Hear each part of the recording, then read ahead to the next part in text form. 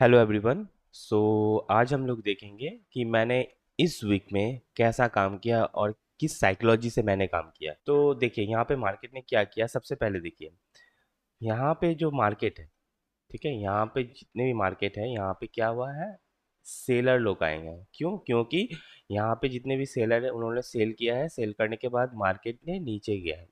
नीचे जाने के बाद इन बायर को, ठीक है, निकालने के लिए मार्केट एक बार नीचे आएगा। तो मार्केट ने क्या किया है, यहाँ पे कंसोलिडेशन फेस किया। फेस करने के बाद मार्केट ने एक डाउन ट्रेंड के लिए क्यों किया है, क्योंकि इनका जो एसएल है उनका एसएल लेने के लिए, ठीक है, मार्केट ने एक फास्ट मूवमेंट दिया है नीचे। अब देखिए फास्ट मूवमेंट देने के बाद मार्केट ने क्या किया है, मार्केट ने, मैंने आपको ऑलरेडी बोला है कभी भी फास्ट मूवमेंट हो तो ये रिवर्सल होने का बहुत चांसेस है। तो यहाँ पे क्या हुआ है, मार्केट देखिए एक फास्ट मूवमेंट देने के बाद मार्केट ने रिवर्सल किया है। रिवर्सल करने के बाद यहाँ पे जितने भी बायर होंगे, ठीक है, उनका टारगेट मार्केट बुलिश ट्रेंड पे है। तो यहाँ पे जितने भी बायर है इनका तो स्टॉप लॉस यहाँ पे है।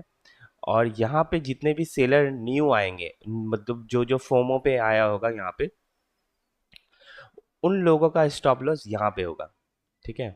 तो मार्केट, जैसे कि आपको पता है कि मार्केट ये स्टॉप लॉस लेने के लिए ही, मार्केट जितने भी बड़े बड़े ऑपरेटर हैं यहाँ पे, वो सिर्फ स्टॉप लॉस लेने के लिए ही मार्केट पे आता है। ठीक है। और पैसा लगाता है। क्योंकि अगर आप देखते हैं, अगर फ्रेश चार्ट रहे वहाँ पे एसएल नहीं होता है। इसीलिए मार्केट हमेशा एक बार अप ट्रेंड बनाता है, उसके बाद फिर डाउन ट्रेंड, उसके बाद up trend, down trend, up trend, down trend. इस डाउन ट्रेंड में क्या होता है, जो वीक बायर्स है या वीक सेलर है इनको यहाँ पे निकाल देता है। अगर मार्केट डाउन ट्रेंड पे निकले तो यहाँ पे जितने भी वीक है उनको यहाँ इसी मतलब रिट्रेसमेंट में ही मार्केट उनको निकाल देगा। अब देखिए होता क्या है मार्केट पे। अब मैंने यहाँ पे क्या किया, मैंने यहाँ बोला यहाँ पे बहुत किसी का स्टॉप लॉस हुआ होगा जिसने भी सेल किया होगा। अब मार्केट ने क्या किया, इनका स्टॉप लॉस लेने के बाद फिर मार्केट क्या किया, इनका स्टॉप लॉस लेने के लिए ट्राई कर रहा है। मार्केट ने कंसोलिडेशन फेस किया, उसके बाद मार्केट ने अप गया। फिर धीरे धीरे जब भी अप जाता है वो धीरे धीरे ऊपर ही जाता है। मार्केट अगर इस डायरेक्शन में अगर मार्केट ऊपर उठता है तो याद रखिएगा ये मार्केट ज़्यादा सस्टेनेबल है। किससे ज़्यादा सस्टेनेबल है, ये मार्केट इससे ज़्यादा सस्टेनेबल है। अगर मार्केट डायरेक्ट आता है तो ये सस्टेनेबल नहीं है। और मार्केट अगर धीरे धीरे वापस जाता है, मतलब धीरे धीरे ऊपर जाता है, ये सस्टेनेबल है। यहाँ पे जितने भी वीक बायर्स है, ठीक है, उनको निकाल देगा। लेकिन जो स्ट्रांग है, प्रो है, ठीक है, उनको यहाँ से नहीं निकालेगा। क्योंकि उनका साइकोलॉजी बहुत स्ट्रांग है। इवन उनको ये पता होता है कि मार्केट प्राइस एक्शन से ही चलता है, ऊपर नीचे करके ही चलता है। अब देखिए, अब मार्केट में मैंने आपको क्या बोला, यहाँ मार्केट ने सबका स्टॉप लॉस ले लिया। अब मार्केट ने क्या किया, यहाँ पे थोड़ा सा रेजिस्टेंस है यहाँ पे, ठीक है, मार्केट ने सेल हुआ। सेल होने के बाद मार्केट ने फिर कंसोलिडेशन फेस किया, उसके बाद मार्केट ने फुल्ली हाई मारा। अब मैंने यहाँ पे कहाँ ट्रेड किया था, मैंने यहाँ पे कुछ ट्रेड किया था, बाइंग किया था मैंने यहाँ पे। जब मार्केट नीचे आया उसके बाद हम लोगों ने यहाँ पे बाइंग किया था। बाइंग करने के बाद मार्केट ने एक ऊपर डायरेक्शन के लिए दिया। अब देने के बाद क्या करता है, मार्केट एक रेंज पे चल रहा है। तो मार्केट क्या किया, मैंने आपको ऑलरेडी बोला है कि मार्केट अगर फास्ट मूवमेंट देती है तो ये फास्ट मूवमेंट नीचे भी आता है। मैंने यहाँ पे सेल का डायरेक्शन क्यों बनाया था, मार्केट देखिए यहाँ पे मार्केट गया, उसके बाद ये धीरे धीरे ऊपर गया, तो ये ऑलरेडी एक रिट्रेसमेंट है। ठीक है। उसके बाद ये गया, उसके बाद मार्केट ने फिर डाउन ट्रेंड के लिए, डाउन ट्रेंड के लिए मार्केट फिर गया। जाने के बाद मैंने यहाँ पे ऑलरेडी बोला था कि मार्केट मैं डाउन ट्रेंड के लिए ही ट्राई करूँगा। क्यों करूँगा, क्योंकि मार्केट ये स्लो मोमेंट है, ठीक है, ये जो मोमेंट है ये स्लो है। तो इसीलिए मार्केट फिर ऊपर गया। ऊपर जाने के बाद मार्केट ने यहाँ पे, मैंने एक ट्रेड लिया था, उसके बाद ये फिर डाउन ट्रेंड हुआ। आपने ये समझ गया, आपको ये समझ में आ गया कि मैंने यहाँ पे क्यों लिया था, ये सेलिंग का क्यों लिया था। बिकॉज एक ही रीज़न है, क्योंकि ये रिट्रेसमेंट होने के बाद ही मार्केट फिर गिरा था। उसके बाद मार्केट ने फिर फास्ट मूवमेंट दिया। फास्ट मूवमेंट देने के बाद मार्केट ने फिर सेलर को, बायर को निकाल दिया। निकालने के बाद यहाँ पे फिर नए बायर आएंगे, उनको भी फास्ट मूवमेंट दिया। फास्ट मूवमेंट देने के बाद सबका ऐसे लेते लेते मार्केट धीरे धीरे फिर नीचे ही आ रहा है।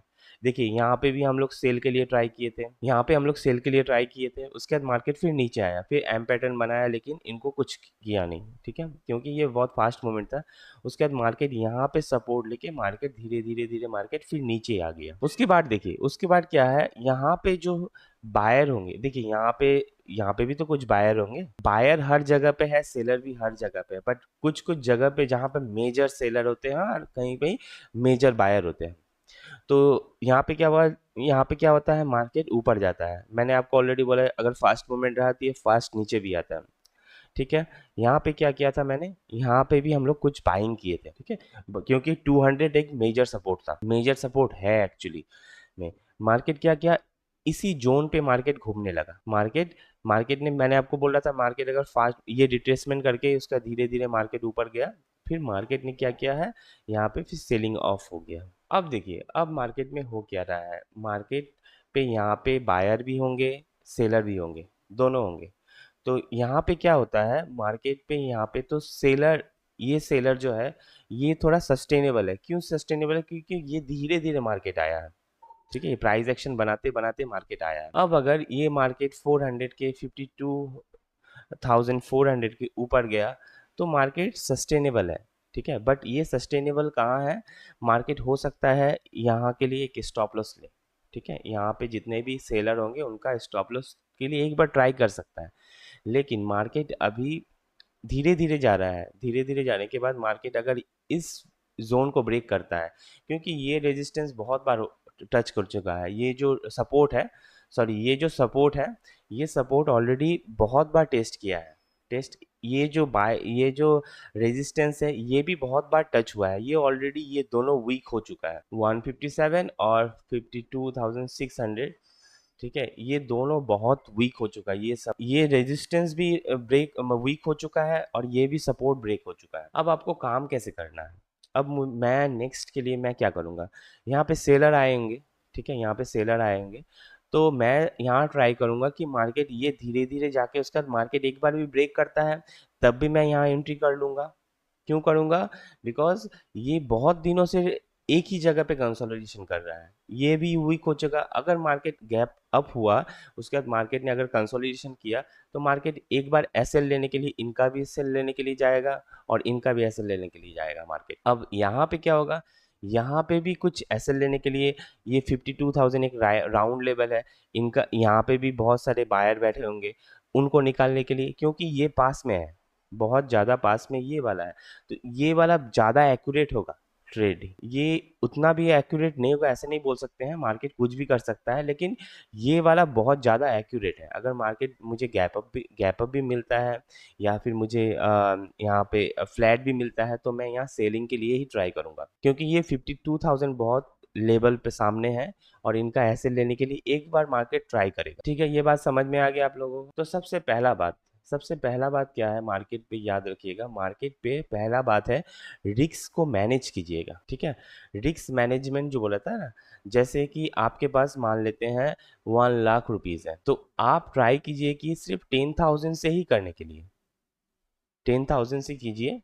करने के बाद अगर प्रॉफिट होता है, इसका मतलब ये नहीं है कि आप उस 10K को, मतलब आपका हो सकता है कि 2,000 प्रॉफिट होता है, ठीक है, मान लेते हैं आपका, तो उसके बाद आप लोग क्या कीजिएगा, उस 2000 को विड्रॉल कीजिएगा। विड्रॉल करने के बाद मार्केट से वो 10,000 से ही आप ट्रेड कीजिएगा, क्योंकि इससे आपका साइकोलॉजी अच्छा रहेगा। अगर आप नहीं निकालते हो तो नेक्स्ट दिन क्या होगा, आप थोड़ा सा ज़्यादा ट्रेड ले लोगे, ठीक है।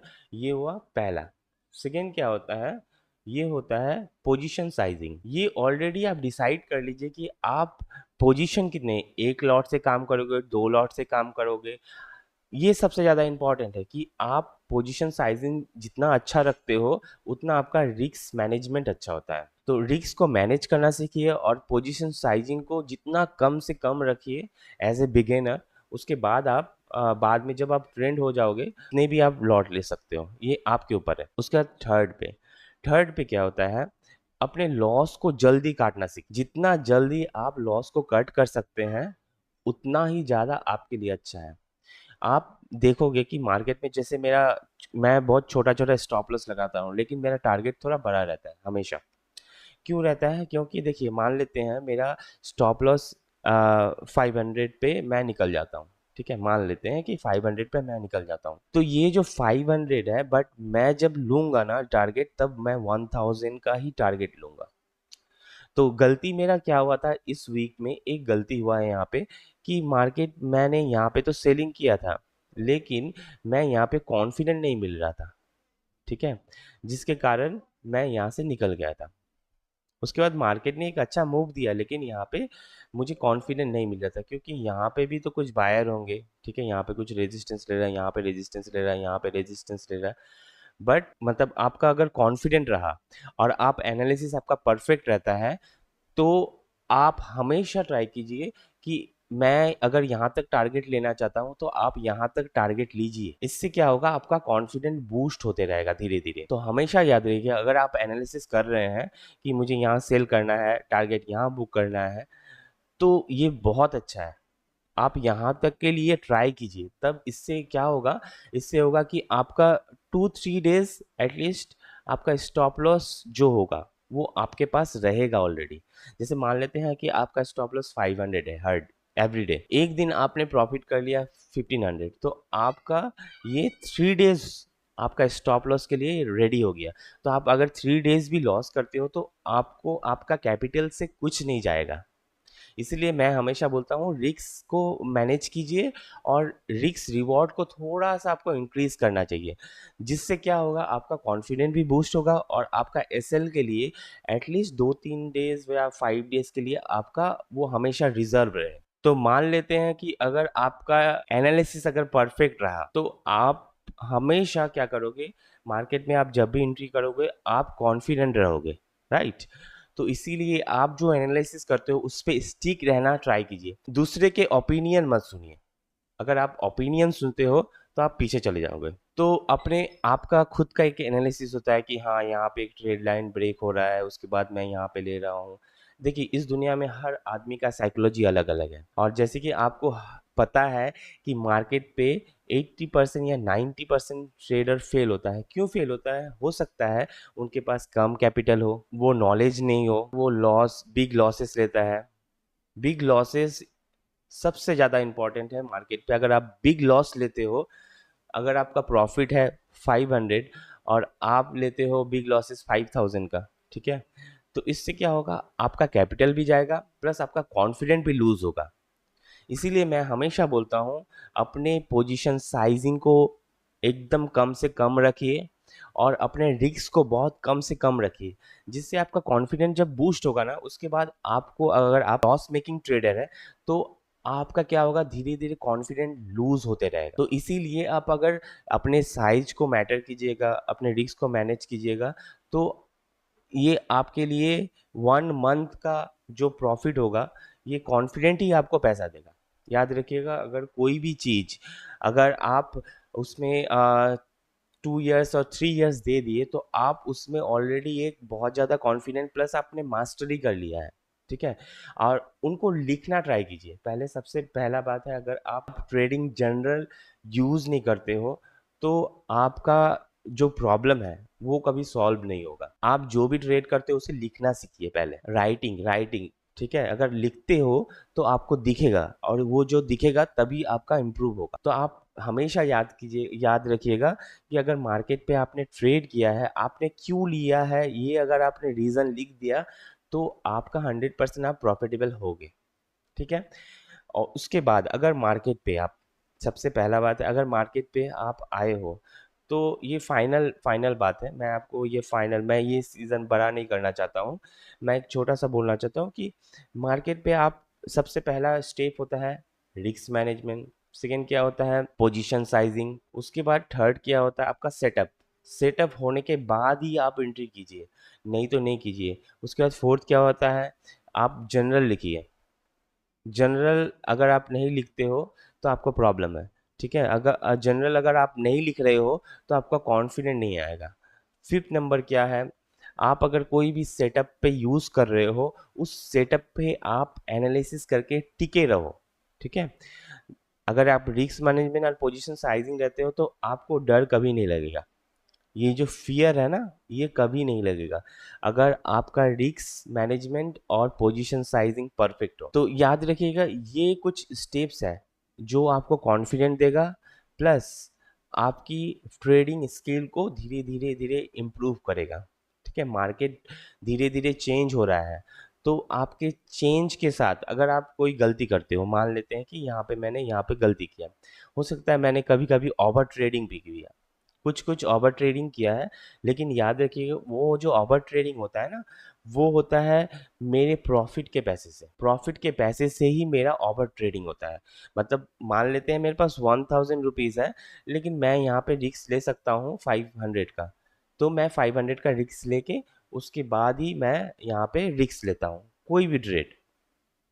ये हमेशा याद रखिए, आपने अगर प्रॉफिट कर लिया है 1000 रुपीज़, तो इसमें से कुछ ना कुछ आप घर लेके जाइए, क्योंकि आप सारा दिन बैठते हैं, इतना टाइम देते हैं, इतना सालों से टाइम दे रहे हैं, अगर आप कुछ नहीं लेके जाते हैं, अगर सोचे मान लेते हैं आपका 10,000 प्रॉफिट हो गया, आप अगर कुछ नहीं लेके जाते हैं, आपका at the end of the month month जो होगा वो ज़ीरो होगा या फिर माइनस में होगा। तो आपको ऐसा क्यों करना है? आपको अगर पता है कि मेरा प्रॉफिट हो गया है, छोड़ दीजिए ना, ये कोई जुआ नहीं है, ये कोई गैम्बलिंग नहीं है। पे आए, लॉटरी लगाए, मार्केट चला तो चला, नहीं चला तो नहीं चला। ठीक है, इसमें क्या होता है, इसमें आप 100% ट्राई मत कीजिए कि आपका एनालिसिस 100% ठीक होगा। अगर आपका 55% भी ठीक होता है एनालिसिस, अगर 55 डेज भी आपका परफेक्टली मतलब 55 डेज भी आपका परफेक्ट होता है, तो भी आप at the end of the month आप प्रॉफिटेबल हो गए। अगर 55% भी आपका प्रॉफिट रहता है, जो बड़े बड़े ट्रेडर हैं उनका 55% प्रॉफिट मतलब 55% एक्यूरेसी है, में जो रिजल्ट होता है वो प्रॉफिटेबल होता है। तो ये हमेशा आप याद रखिए, और अपने trading, general risk management, money manage को परफेक्ट करके रहिए। देखते हैं धीरे धीरे आपका भी मतलब जो अकाउंट है धीरे धीरे आपका ग्रो होगा, प्लस आप जो यहाँ पे लॉस कर रहे हो वो भी धीरे धीरे धीरे कम हो जाएगा। इसे फॉलो करते रहिए, तो आप इस ट्रेडिंग जर्नी में आप सक्सेस हो जाओगे। इसे फॉलो करना बहुत ज़रूरी है। आप अगर डेली चार्ट नहीं देखते हो, तो प्रॉब्लम ये आएगा कि आप ट्रेंड को नहीं पहचान पाओगे कि मार्केट ट्रेंड पे है या नहीं है। तो मैं आपको ये दिखाऊंगा कि ट्रेंड, ये मैं नेक्स्ट नेक्स्ट टॉपिक के लिए रखता हूँ कि आपको कैसे फाइंड करना है कोई भी ट्रेंड को, किस तरह से आपको देखना है मार्केट को, ये बहुत ज़्यादा इम्पोर्टेंट है। तो अपने सेटअप को फॉलो कीजिए, और प्रॉपर सेटअप होने के बाद ही आप ट्रेड करें, चाहे कुछ भी हो। ठीक है, thank you and keep learning and keep watching.